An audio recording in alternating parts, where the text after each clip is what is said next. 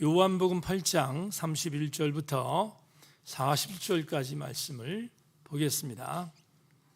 주보와는 좀 다르지만 조금 더 본문을 많이 본다 하는 것 기억하시고 합독에 참여하시기를 바랍니다. 제가 먼저 31절 읽고 여러분이 그 다음 절 읽고 마지막 절 합독하고 아멘 합시다. 그러므로 예수께서 자기를 믿은 유대인들에게 이르시되 너희가 내 말에 거하면 참으로 내 제자가 되고, 그들이 대답하되 우리가 아브라함의 자손이라 남의 종된 적이 없거늘 어찌하여 우리가 자유롭게 되리라 하느냐.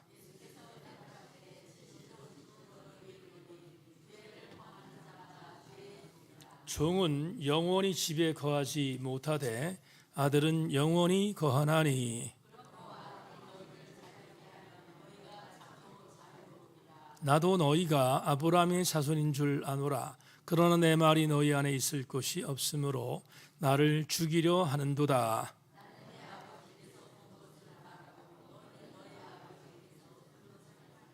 대답하여 이르되 우리 아버지는 아브라함이라 하니, 예수께서 이르시되 너희가 아브라함의 자손이면 아브라함이 행한 일들을 할 것이거늘 지금 하나님께 들은 진리를 너희에게만 말한 사람이 나를 죽이려 하는도다. 아브라함은 이렇게 하지 아니하였느니라. 아멘 아멘. 여러분 또 한 곡 악보로 나눠드렸지요. 주만 바라볼지라 찬양하고 말씀 함께 나누겠습니다. 우리한테 익숙한 찬양이니까 우리 큰 소리로 찬양합니다. 하나님의 사랑을 찬양합니다. 한 주 다시 한번 부탁하고요. 이제 드립니다. 하나님의 사랑. 하나님의 사랑 사모하는 자, 하나님의 평화 바라보는 자, 너의 모든 것 창조하신 우리 주님이 너를 얼마나 사랑하시. 하나님께 찬양과 하나님 찬양과 경배하는 자, 하나님의 선하심을 닮아가는 자, 너의 모든 것 창조하신 우리 주님이 너를 자녀 삼으시. 아멘 아멘. 하나님 사랑 눈으로 너를 어느 때나 바라보시고, 하나님 인자한 귀로서 언제나 너에게 기울이시니, 어두움에 밝은 빛을 비춰주시고 너의 신음에도 응답하시니, 너는 어느 곳에 있든지 주를 향하고 주만 바라. 우리 다시 한번 하나님 사랑의 눈으로, 하나님 사랑의 눈으로 너를 어느 때나 바라보시고, 하나님 인자한 귀로서 언제나 너에게 기울이시. 아멘 아멘. 음의 밝은 빛을 비춰주시고 너의 작은 신음에도 응답하시니, 너는 어느 곳에 있든지 주를 향하며 주만 바라. 한 번만 더 후렴만 하나님 사랑에 고백합니다. 하나님 사랑의 눈으로 너를 어느 때나 바라보시. 하나님 인자한 귀로서, 하나님 인자한 귀로서 언제나 너에게 기울이. 우리에게 밝은 빛을, 어두움에 밝은 빛을, 우리의 신음에도 응답하시, 내 작은 신음에도 응답하시니 너는 어느 곳에 있든지 주를 향하고 주만 바라보시라. 주만 바라보시라.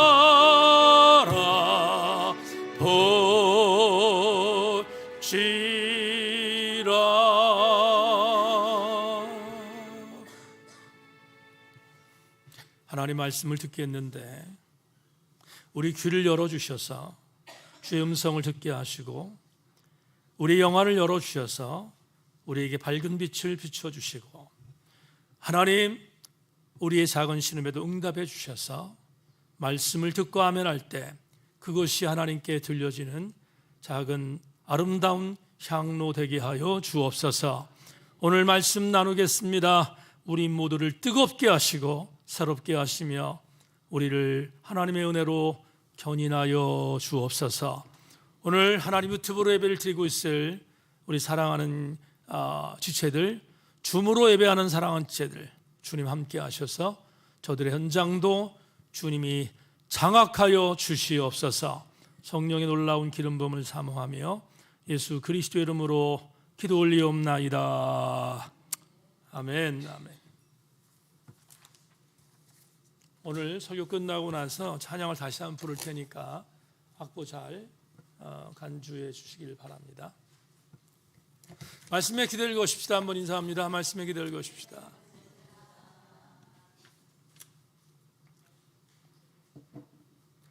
오늘 주보에 있는 대로 주체와 객체라는 제목 갖고 말씀의 은혜를 함께 나누겠습니다. 말씀 잘 들려지는, 그래서 우리 마음을 울리는 시간 되기를 주의 이름으로 소망합니다. 여러분, 우리가 흔히 쓰는 한자 사자성어 중에 주객전도라는 말을 자주 사용하죠. 주객전도라는 말은 오늘 설교 제목처럼 주체와 객체가 바뀌는 상태를 의미하는 단어입니다.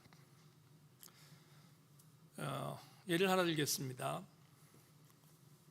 어제 80일에 우리 교회가 속해 있는 서울 제1지방회의 사역을 마치고 제천으로 돌아오는데 마침 퇴근 시간과 맞물려서 정말 서울이라는 그 장소에 거대한 주차장과 맞서 싸우면서 내려왔습니다. 성락교회가 성수동에 있는데 성수동에서 경부고속도로 진입로까지 1시간이 걸렸습니다.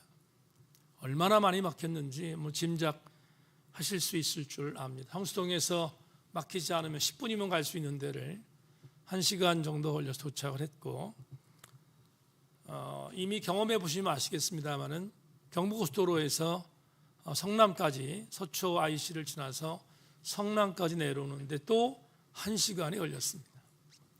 그러니까 따지고 보면 성수동에서 성남까지 내려오는데 2시간이 걸린 겁니다.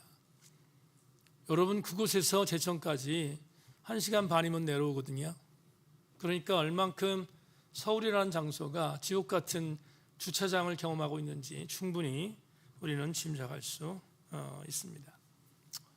그런데 성남이라고 하는 분당과 판교를 막 지나는 성남이라는 곳에 도착하면 눈여겨보신 분들은 혹시 보셨을지 모르겠습니다만은 대한민국의 대학을 졸업한 젊은이들이 가장 근무하고 싶은 로망과 같은 기업 2개의 사옥을 지나게 됩니다. 하나는 네이버입니다. 네이버라는 사옥이 성남에 제천으로 내려오는 왼쪽에 있는데 바로 옆에 붙어 있는 건물은 현대중공업 사옥이 있습니다. 근데 마침 어제 너무 많이 막히는 상황이라서 그걸 그냥 평상시 같으면 스치고 지나갔을 터인데 어제는 너무 많이 막히니까 천천히 지나가서 그 두 사옥을, 네이버 사옥과 현대중공업 사옥을 천천히 지나가는 상황이라서 뚜렷이 볼 수 있었던 것이 있습니다. 저녁 7시가 좀 넘은 시간이었는데 전 건물에, 굉장히 큰 사옥이지 않습니까? 두 개가. 전 건물에, 모든 건물에 불이 밝혀져 있었습니다. 분명히 7시가 조금 넘은 시간이었는데 모든 사옥에 건물에 불이 켜져 있는 것을 보았습니다. 아시는 것처럼 네이버와 현대중공업은 대그룹이고, 그리고 아시는 네이버는 포털 사이트에 있어서 전 세계적인 기업이다 보니 젊은이들이 그곳에 들어가기를 학수고대하고 그렇게 로망으로 보고 있는 기업 중에 하나이지 않습니까? 내려오다가 이런 생각이 들었습니다. 7시가 좀 넘은 시간에 모든 건물의 전 사옥에 불이 환하게 켜져 있는 걸 보면서 분명히 저 안에서 근무하는 우리나라의 최고의 인텔리 자원들이 저 안에 있을 터인데 저들이 행복할까? 저들이 정말 행복할까? 하는 생각을 한번 해봤습니다. 그러다 보니 이런 생각이 들었는데, 도대체 공부 열심히 해서, 그래서 좋은 대학 나와서 좋은 직장 들어가서, 그래서 좋은 연봉으로 그렇게 살고 있는 저 젊은이들, 7시가 넘어서도 퇴근하지 못하는 불야성을 지키고 있는 저 젊은이들을 바라보면서 어떤 생각이 들었는가 하면, 도대체 저들은 누구를 위해서 존재하는 걸까? 조금 더 외연을 확장하겠습니다. 우리 인간은 도대체 문명 하에 살면서 그 문명의 종국적인 지점은 과연 뭘까? 도대체 문명은 우리 인간에게 어떤 것을 주었을까? 등등 복잡한 생각이 저한테 떠올랐습니다. 그러다 한 가지 분명한 사실로 제게 다가온 것이 하나 있습니다. 우리는 인간의 이익과 인간의 안락함을 위해서 문명을 개발했는데 그게 진짜잖아요. 우리의 모든 세계사의 현상 속에서 모든 문명에 대한 개발은 인간의 편리함과 안락함을 위해서 만든 것인데, 이런 생각이 들었습니다. 우리는 지금 도리어 문명에 의해서 지배되는 것은 아닐까? 여러분, 인간을 위해서 문명이 지배되도록 만든 그 문명에 의해서 우리 인간이 지금 부인할 수 없는 것 같은데, 그 문명에 의해서 우리가 지금 지배되고 있는 것이 아닐까? 여러분, 가끔 텔레비전에서 로봇에 대한 얘기가 나오고 있지 않습니까? 일반적으로 휴머노이드라고 하는 인간이 만든 로봇, 사람의 생각을 하는 로봇, 감성이 있는 로봇을 만들고 있는 이 시대가 정말 위험한 시대는 아닐까 하는 생각을 하게 되었습니다. 만에 하나 지금처럼 인간에게 지배당하도록 만든 문명이 도리어 인간을 지배한다면 그걸 한자숙으로 뭐라고 합니까? 주객이 전도됐다고 말하는 것입니다. 오늘 주체와 객체라는 제목으로 말씀을 준비했는데, 지난 주보를 만들면서 이 제목을 설정한 이유가 오늘 본문에서 우리에게 대단히 적합한 영적인 가르침과 교훈을 준다고 확신했기 때문입니다. 오늘 본문을 다시 한번 정리해 보기를 원합니다. 우리는 지난주부터 계속해서 바리새인, 예수님, 이 두 대척점에 있는 인물들이 서로 치열하게 논쟁하는 논쟁 장면들을 함께 나누고 있습니다. 요한복음을 통해서 이 긴장감은 굉장히 팽배해 있음을 점점 느끼고 있습니다. 초막절 절기의 끝에 예수님과 유대인들의 논쟁에 대한 클라이맥스가 아마 오늘 본문이지 않을까 하는 생각을 하게 되었습니다.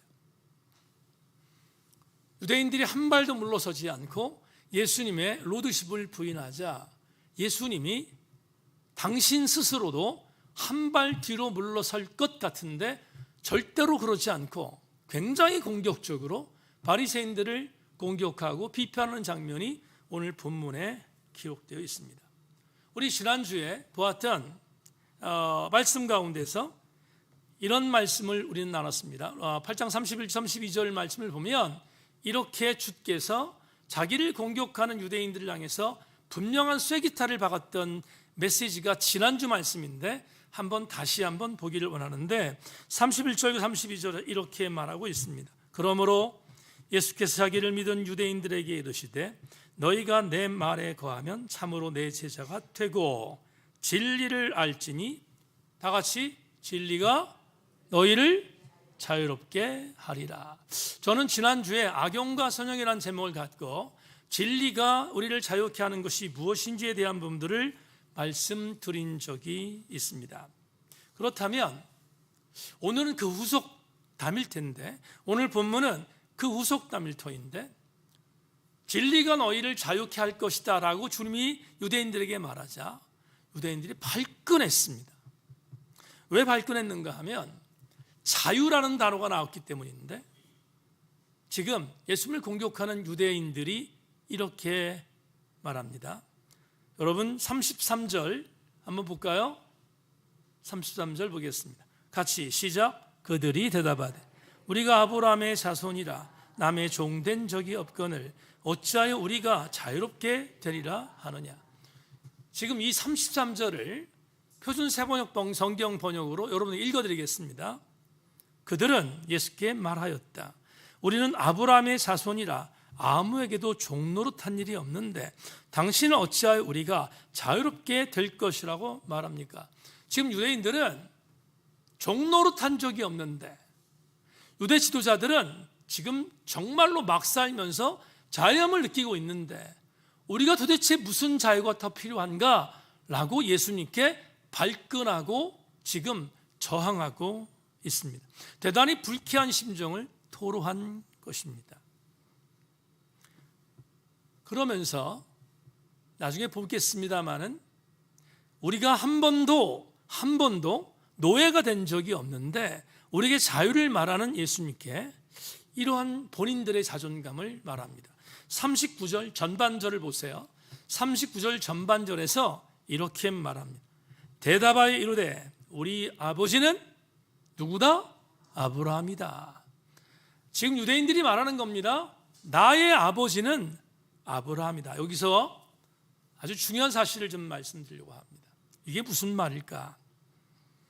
이런 말입니다. 유대인들은 그들이 갖고 있었던 자존심이 있었습니다. 어떤 자존심이냐면 그들은 율법을 믿는다고 하는 사람들이었으니까 율법 그들에게 있어서 생명 같은 것이었습니다.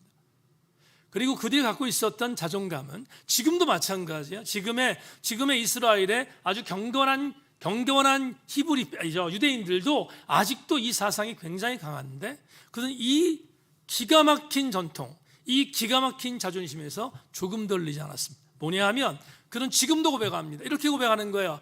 아브라함의 하나님, 이삭의 하나님, 그 다음에 야곱의 하나님, 그 다음에 모세의 하나님, 그 다음에 다윗의 하나님, 그 다음에 나의 하나님 이라고 고백하는 것이 유대인들이 갖고 있는 자존감입니다. 그러니까 이 자존감 이런 겁니다.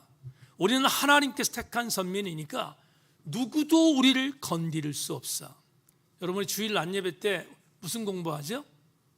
아모스 공부하잖아요.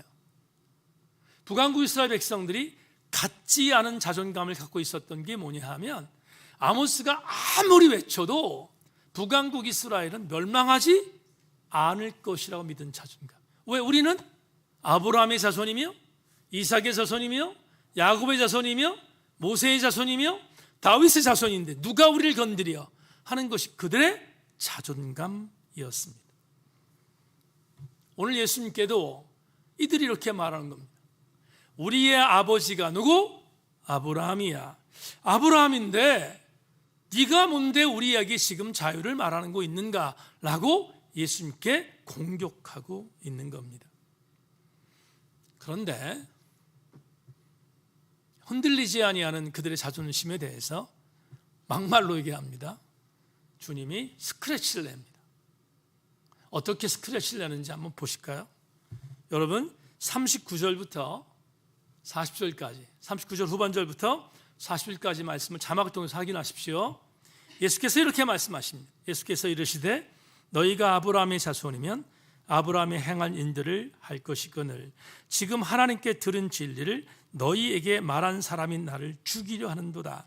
아브라함은 이렇게 하지 아니하였느니라. 자, 저를 보세요. 오늘 교훈을 얻기 위한 가장 중요한 포인트를 지금부터 말씀을 드리겠습니다. 예수께서 이렇게 말씀한 겁니다. 너희들의 아버지가 아브라함이네. 아브라함의 자손이라고 말하는 너희들 일견 동의한다는 겁니다. 주님께서 일견 동의한다는 겁니다. 여러분 역사적으로 유대인들은 아브라함이 수상이었고 그들의 후손인 것을 예수님께서 모를 리 없습니다. 그런데 동의하고 일견 부분적으로 그렇구나 이렇게 얘기한 겁니다. 그런데 주님이 아주 날카로운 부분들을 지적합니다. 이렇게 말합니다. 너희들 스스로가 아브라함의 자손이라고 말하는데 그렇다면 증거가 있어야 되지 않겠느냐? 아브라함의 자손이라는 걸 입으로 말하지 말고 증거가 있어야 되지 않겠니? 그러면 주님이 말씀하신 게 뭘 말씀하셨는가 하면 그래, 내가 생각하는 아브라함은 이렇다. 그런데 너희들이 아브라함의 자손이라면 아브라함이 행했던 것들을 너희들도 하고 있는가? 그럼 제 말씀 이해했습니까? 아브라함의 자손이라고 너희들이 말을 하고 있는데 좋다. 가계도에 의해서 아브라함의 자손이라는 것을 내가 인정하는데 그러면 아브라함의 자손이라는 너희들이 진짜로 아브라함의 자손이라면 아브라함이 행했던 것 그것을 너희도 행하고 있는가? 그거를 지금 주님이 묻고 계십니다. 본문 39절로 40절에서 그걸 지금 질문하고 있는 거예요. 질문하고 있습니다. 아브라함이 행한 일들을 너희들도 하고 있는가를 묻는 겁니다. 그러면 우리는 여기서 성경을 분석해야 할 게 하나 있습니다. 도대체 아브라함이 행한 일이 뭐냐 이겁니다. 아브라함이 뭘 했지? 아브라함이 어떤 일을 했지? 그걸 한번 분석해 보는 것입니다. 그런데 이 분석은 오늘 본문보다는 아주 중요한 성경적 내증이 있습니다. 아브라함이 어떤 일을 했는지 우리가 알고 있는 아브라함이 뭐 했어요? 이삭을 번제로 바치고 갈대아 우르를 떠났고 이런 거를 압니다. 그렇죠? 그런데 후대의 후배, 그러니까 믿음의 후대의 후배였던 아주 중요한 영적인 지식인 한 명이 아브라함을 기가 막히게 분석한 게 있습니다. 어디 있는가? 히브리서에 있어요. 히브리서는 아브라함 시대를 비롯하면 한참 후배의 후배지 않습니까? 근데 히브리서 저자가 아브라함에 대해서 언급한 것이 하나 있는데 여러분 한번 확인해 보겠습니다. 히브리서 10장 8절로 10절 말씀 함께 보겠습니다. 같이. 자, 제가 지금 담임 목사가 설교하고 있는 내용을 따라왔을 줄로 믿고 히브리서 저자가 아브라함이 무슨 일을 했는지에 대한 부분들을 한번 나눠보십시다. 히브리서 10장 8절로 10절 시작. 믿음으로 아브라함은 부르심을 받을 때에 순종하여 장래 유업으로 받을 땅에 나아갈새 갈 바를 알지 못하고 나아갔으며 믿음으로 그가 이방의 땅에 있는 것 같이 약속의 땅에 거류하여 동일한 약속을 유업으로 함께 받은 이삭 및 야곱과 더불어 장막에 거하였으니 이는 그가 하나님이 계획하시고 지으실 터가 있은 정을 바랐습니다. 아멘 했습니다. 자, 보세요. 이제 오늘 설교의 가장 중요한 부분들을 건드리겠습니다. 히브리서 저자는 시대적으로 보면 약 5,000년 정도에 앞서 있던 인물 아브라함에 대해서 이렇게 표현합니다. 우리의 믿음의 조상 아브라함은 두 가지를 했다. 히브리서의 저자의 해석입니다. 첫째, 우리가 알고 있는 겁니다. 우리의 믿음의 조상 아브라함은 하나님께서 가라고 하는 땅을 갔다, 이렇게 말합니다. 그렇죠? 가라고 하는 땅을 갔다.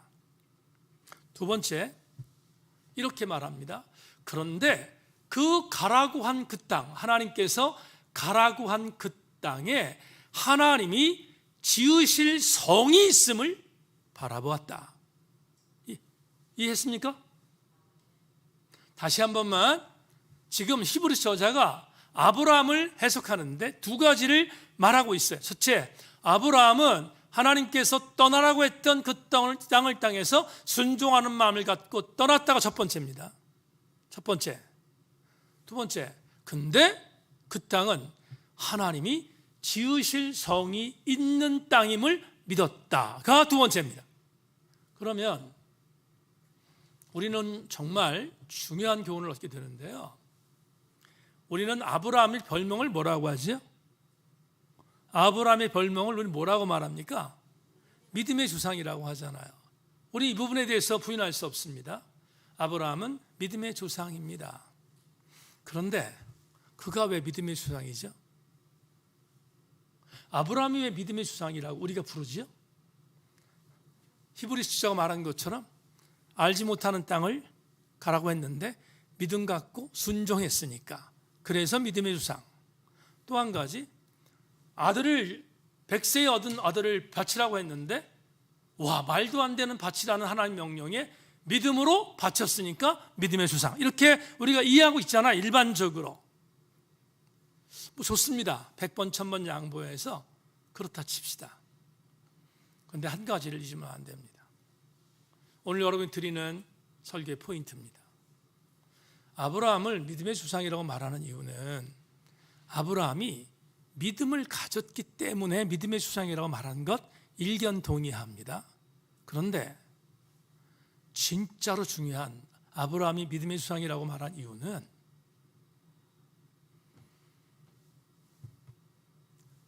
아브라함에게 명령하셨고, 아브라함에게 보이지 않는 곳으로 가라고 하셨고, 아브라함에게 아들 이삭을 바치라고 하셨고, 그리고 히브리서 저자의 말로 의하면 그렇게 말도 안 되는 엄청난 것들을, 시험들을 통해서 아브라함에게 명령하셨던 그분 누굽니까?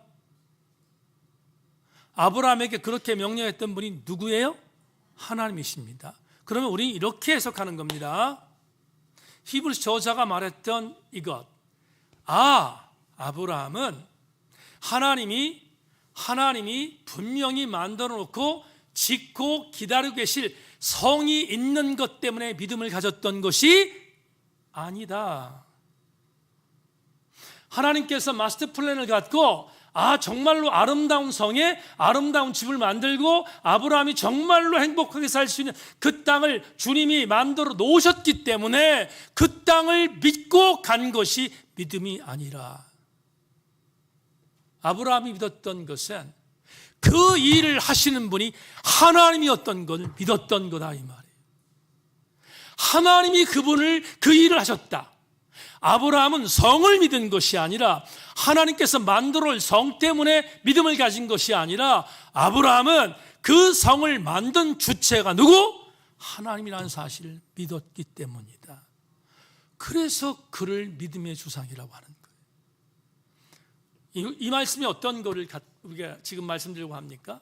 오늘 설교 제목과 연관합니다. 아브라함은 믿음의 주체와 믿음의 개체를 절대로 바꾸지 않았다 입니다. 여러분, 오늘 여러분에게 드리는 메시지는 오늘 우리를 바라보면서 정말로 중요한 교훈이 아닐 수 없습니다. 다시 강조합니다. 아브라함, 그 아브라함이 믿음의 주상일 수 있었던 이유는 아브라함이 이렇게 순종하고 이렇게 노력하면 하나님께서 아브라함의 100배, 1000배, 10,000배의 복을 주실 분이기 때문에, 그래서 그 믿음 때문에 아브라함을 믿음의 주상이라고 말한 것이 아니라 아브라함에게 명령하셨고 아브라함에 계획하셨던 모든 일들, 그 모든 일들이 내가 믿는 주체인 하나님이 하셨기 때문에 그 하나님을 믿은 믿음 때문에 아브라함을 믿음의 조상이라고 말하는 것이다, 이 말입니다. 그러면 아브라함은 믿음의 주체와 객체를 혼동하지 않았다는 겁니다. 자, 오늘 설교로 다시 들어갑니다. 본문으로. 주께서 왜 바리새인들과 유대인들에 대해서 공격을 놓치지 않았는가? 우리가 아브라함이 우리 아버지입니다, 아브라함이 우리 아빠예요 라고 말하며 예수님께 강제적으로 정말 강력하게 저항하는 유대인들을 향해서 주님 이렇게 말합니다. 그래, 아브라함이 너희네 아들들의 아버지다, 너희의 아버지인데 내가 그걸 인정한다, 좋다. 그런데 한 가지 묻자. 너희들은 아브라함이 행했던 것을 지금도 행하고 있는가? 뭘 묻는 거예요? 어떤 걸 묻는 거예요?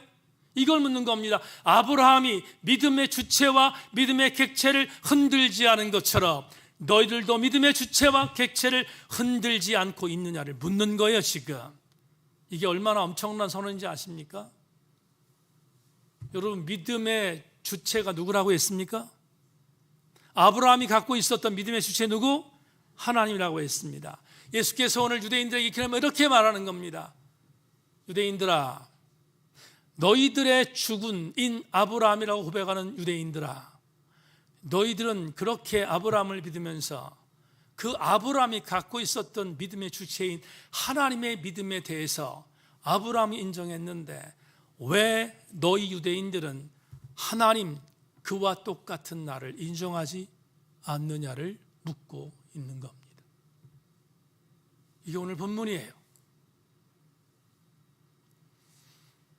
그렇다면 우리는 이 본문 통해서 오늘 설교 제목과 관계 있는 영적인 레마를 발견할 수 있습니다. 레마 보겠습니다.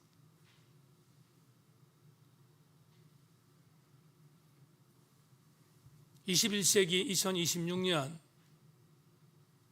오늘 2월 11일 수예배를 드리는 우리들에게 이 레마를 6배에 새기고 신비에 새겨서 여러분 절대로 흔들리지 않는 믿음의 주인공이 되기를 바라는 마음으로 선포합니다.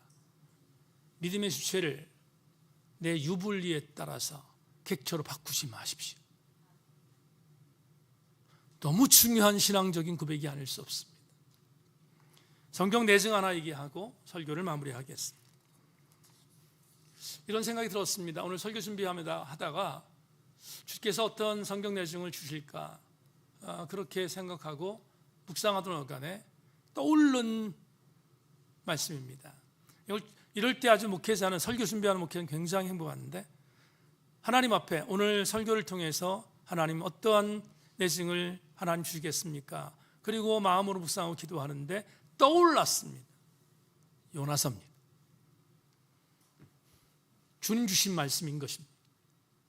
요나서, 여러분 4장 말씀을 빠른 속도로 말씀드립니다. 하나님이 요나에게 너 니느웨 가서 니네 백성들 구원할 테니까 회개하라고 외쳐라. 아이, 싫어요 하나님. 니느웨는 우리 원수인데 내가 거기를 왜 갑니까? 싫어요. 다시스로 도망갔습니다. 도망가던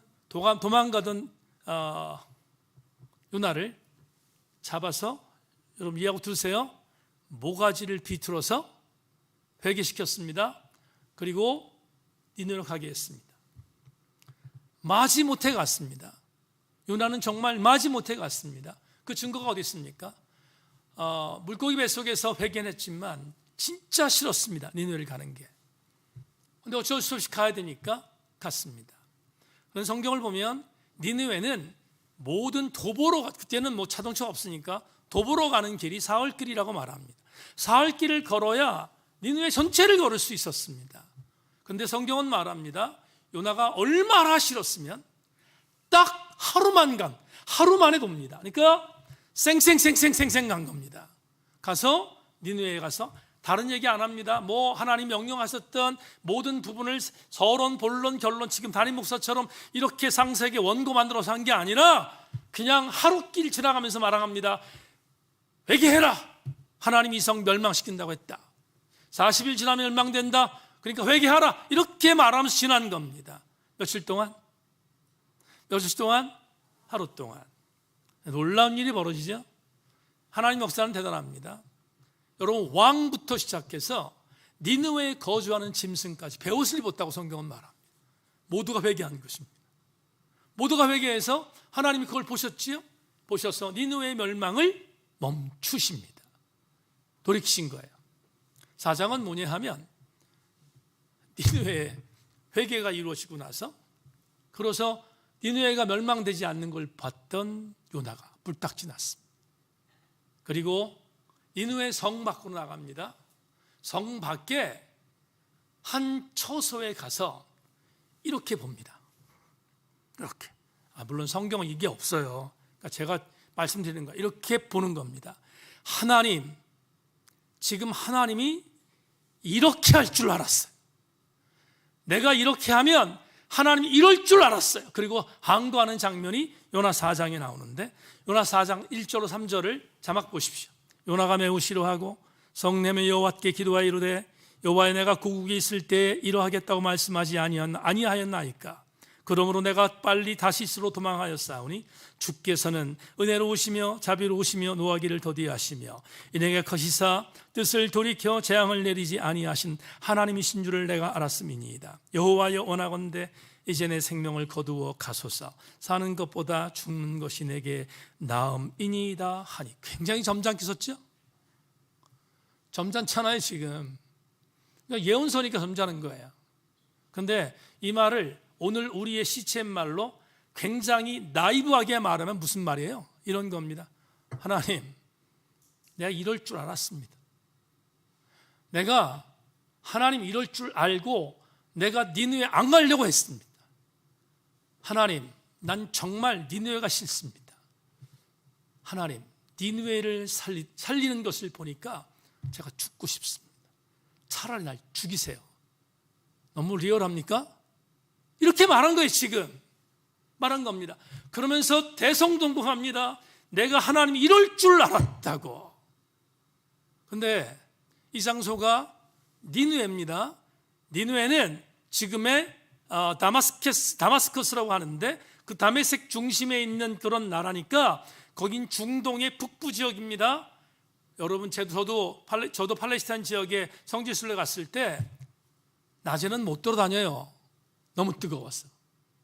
너무 뜨거운 거예요. 지금 요나가 죽기를 간구하는데 얼마나 뜨거웠는지 햇빛이 내리시는데 죽고 싶을 정도로 고통스러웠습니다. 하나님이 그걸 보고 하나님의 강력한 창조적인 역사를 통하여 요나가 지금 거하고 있는 그 장소에 박넝쿨을 만드십니다. 박넝쿨을 만들고 그림자를 만들어 주었습니다. 그늘이 되었습니다. 그랬더니 그 그늘을 보던 요나가 좋아 죽습니다. 너무 좋아하는 겁니다. 좋아 죽습니다. 하나님이 그 광경을 봤습니다. 광경 보고 나서 이놈 봐라. 그런 뒤에 벌레를 보내셔서 박넝쿨을 제거해 버리십니다. 그러자 요나가 다시 대듭니다. 뭐라고 대드냐면 똑같습니다. 이렇게, 하나님, 나를 죽여주십시오.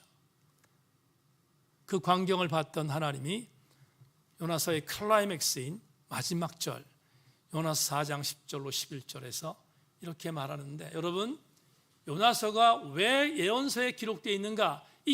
바로 이 구절을 우리에게 알려주기 위해서 예언서를 지금 예언서 안에 집어넣는데, 그렇게 불만하고 있는 요나를 향해서 주께서 이렇게 말씀합니다. 요나 4장 10절로 11절에서 이렇게 말합니다. 여호와께서 이르시되 내가 수고도 아니하였고 재배도 아니하였고 하룻밤에 났다가 하룻밤에 말라버린 이 박넝쿨을 아꼈거든. 하물며 이 큰 성읍 니느웨에는 좌우를 분별하지 못하는 자가 12만 명이요 가축도 많이 있나니 내가 어찌 아끼지 아니하겠느냐 하시니라. 여러분, 이 말씀의 충격이 뭔지 아십니까? 니느웨는 그 뜨거운 햇빛 때문에 죽기를 각오했다, 좋아 죽겠다 반복했습니다.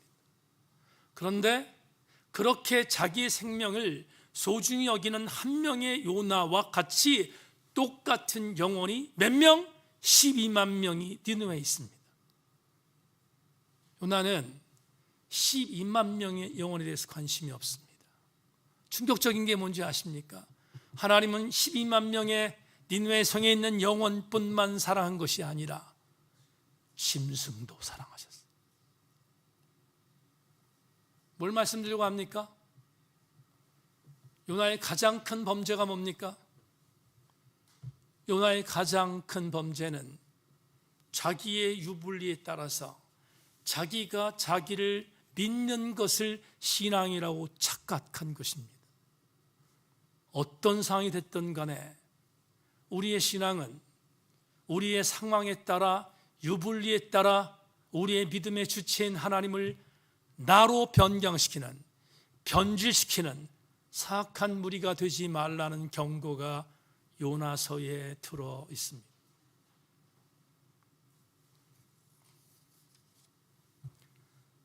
이재철 목사님이 요한과 더불어라는 책의 세 번째 책에서 오늘 본문에 대하여 이런 멘트를 남겼습니다. 저도 참고하는 서적이니까 여러분에게 오늘 본문에 대한 이재철 목사님의 갈파를 여러분 기억하기를 바랍니다. 이렇게 말합니다. 오늘날 한국교회 신자들을 보면 자신들의 계산과 욕망에 상반되는 말씀은 가차없이 거부해 버립니다. 자신을 말씀에 맞추는 게 아니라 말씀을 자기의 생각과 기호에 맞추려 합니다. 예배도 드리고 기도도 하지만 하나님께서 원하시는 바른 사람이 되려 함이 아니라 자신이 원하는 모습으로 하나님을 바꾸려 합니다.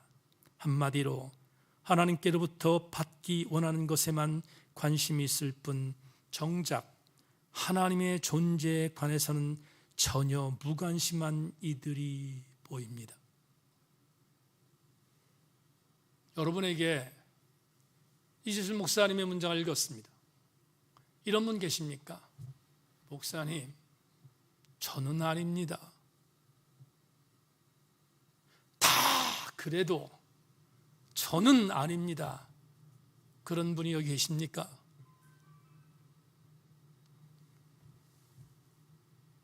오늘 우리는 내가 그러고 싶어서가 아니라 나도 모르게 나의 상황에 따라 내 유불리에 따라 하나님 말씀을 가감하고 변질시키는 일들을 자행하면서 믿음의 주체이신 하나님을 객체로 전락시키고 도리어 믿음의 객체였던 나를 믿음의 주체의 자리로 올리는 불신앙자가 오늘 내가 아닌가를 다시 한번 생각해 봐야 되지 않겠습니까?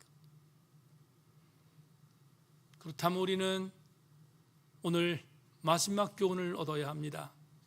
무엇입니까? 내가 변질된 그리스도인이 되지 않으려면, 내가 주객이 전도된 아주 질 나쁜 신자가 되지 않으려면 한 가지를 명심해야 합니다. 주님을 집중해서 보아야 합니다. 주님을 집중해서 바라보아야 합니다. 집중한다는 것은 대단히 중요합니다. 정호승 시인이 그의 시집에 밥그릇이라는 시를 썼습니다. 그 밥그릇이라는 시의 한 부분들을 여러분에게 소개하고 설교를 맺겠습니다. 개가 밥을 다 먹고 빈 밥그릇을 핥고 또 핥는다. 좀처럼 멈추지 않는다. 몇 번 핥다가 그만둘까 싶었으나 혓바다로 씩씩하게 조금도 지치지 않고 수백 번은 더 핥는다. 나는 언제 저토록 열심히 내 밥그릇을 핥아보았나. 밥그릇의 밑바닥까지 먹어보았나. 걔는 내가 먹다 남긴 밥을 언제나 싫어하는 기색 없이 다 먹었으나 나는 언제 걔가 먹다 남긴 밥을 맛있게 먹어보았나. 걔가 핥던 밥그릇을 나도 핥는다. 그릇에도 맛이 있다. 햇살과 바람이 깊게 스민 그릇의 밑바닥이 가장 맛있다. 사랑하는 여러분, 우리의 사모함으로 하나님 말씀에 헐떡거린 모습으로 하나님 신 말씀의 밑바닥까지 분별력을 갖고 집중할 때 하나님은 저와 여러분에게 내 사랑한 아들과 딸이라고 칭찬하지 않겠습니까? 오늘 수요 저녁 예배에 절대로 내 상황 때문에 믿음의 주체인 하나님을 믿음의 객체로 전락시키는 자 단 한 사람도 없는 공동체가 우리 세인교회가 되기를 소망하고, 여러분들은 그러한 믿음의 경주에서 이탈하지 않는 하나님의 귀한 백성들 되기를 주님의 이름으로 축원합니다. 말씀 생각하며 다시 한번 주만 바라볼지라 찬양하겠습니다.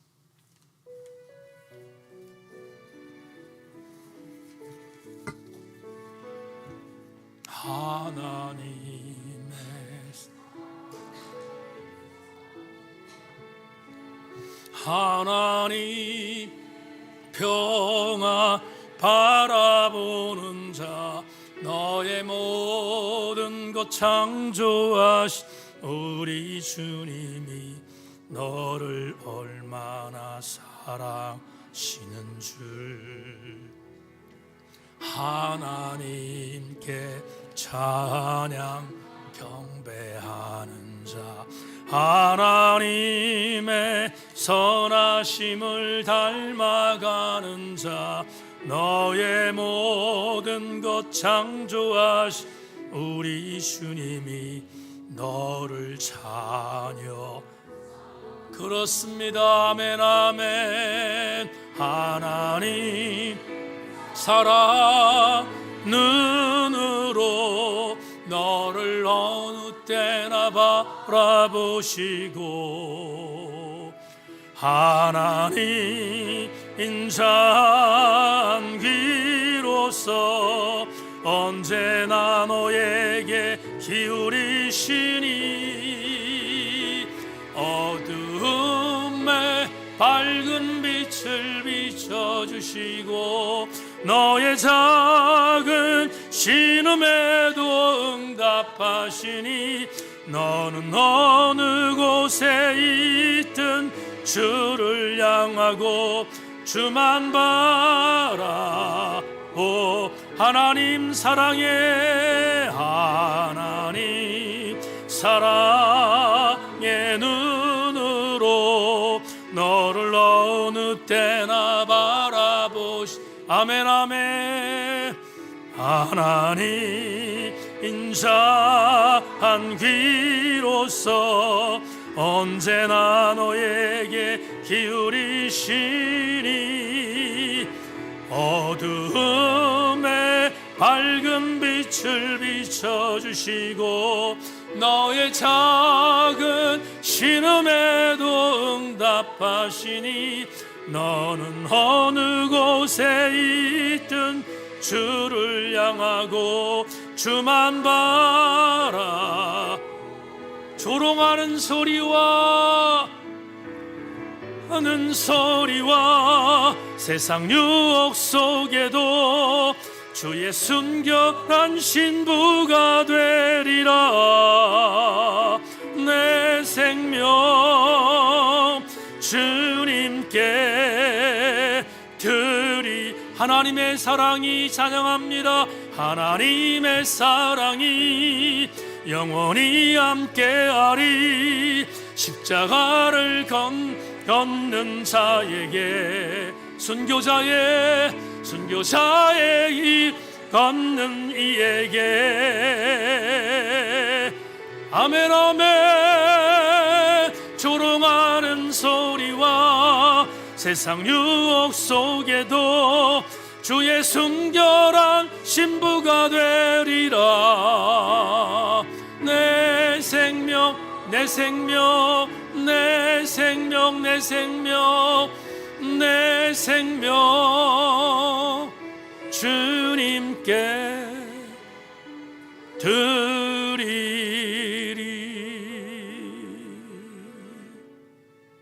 머리 숙이겠습니다. 하나님, 오늘 수요 정예배에 교우들과 종이 기도하며 준비한 말씀을 선포했습니다. 하나님, 부족한 종이 간절히 소망하는 것이 있습니다. 우리 제천세인교회 성도들, 조롱한 소리가 있고 세상의 유혹 속에서 수많은 공격들이 있지만 우리 제천세인교회 성도들 주의 순결한 신부가 되는 것, 종이 기도하고 종이 바라는 일입니다. 살아계신 주님, 우리 교회에 속해 있는 모든 교우들, 상황은 그냥 있어도, 상황은 변하지 않더라도 그 상황 너머에서 우리의 삶을 주장하시는 하나님 믿고 하나님의 은혜 안에 흔들리지 않은 귀한 백성들 되게 하여 주옵소서. 하나님, 다시 기도합니다. 다시 소망합니다. 믿음의 주체가 바뀌지 않게 하여 주옵소서. 우리 세인교회 모든 성도들에게 하나님만이 하나님 되게 하시고 나는 그 하나님을 따르며 순종하는 하나님 백성으로 삼아 주시옵소서. 하나님, 흔들리지 않은 영성의 사람을 하나님이 찾을 줄로 믿고 하나님만이 나의 주님을 의지하며 믿음의 경주를 잘 경주하는 우리 성도들 되게 하여 주시옵소서. 3일을 살았습니다. 또 남은 3일을 살아야 합니다. 주님의 현장과 주님의 만지심과 주님의 손길이 우리 모두에게 임할 때 남은 3일도 승리할 줄로 믿고 우리 성도들의 범사를 주님이 골고루 책임져 주시옵소서. 아버지 하나님, 투병 중에 있는 지체를 만지셔서 이번 주는 더 좋아지게 하시고 하나님의 능력이 임하게 하여 주시옵소서.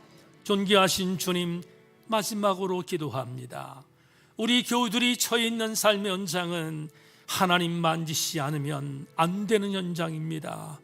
직장도, 경영토도, 가정도 하나님 전체적으로 장악하여 주셔서 우리 모든 성도들 신바람 나는 3일을 살고 주일 보고할 때 하나님 이겼습니다. 여호와 니시 하나님 나와 함께 하셔서 감사합니다. 보고하는 우리 교우들 되게 하여 주시옵소서. 하나님의 선한 능력과 은혜가 우리를 휘감아 줄 줄로 믿고 지금은 우리 주 예수 그리스도의 은혜와 하늘 아버지의 극진하신 사랑과 성령님의 감동 감화하심의 은혜가 주님 주체 객체를 바꾸는 주객전도의 삶이 아니라 영원한 주님을 주님으로 인정하는 하나님의 사람으로 살겠습니다 결심하며 돌아가는 우리 모든 교우들 머리머리 위에 지금부터 영원토록 함께 계시옵기를 간절히 축원하옵나이다. 아멘, 아멘, 아멘.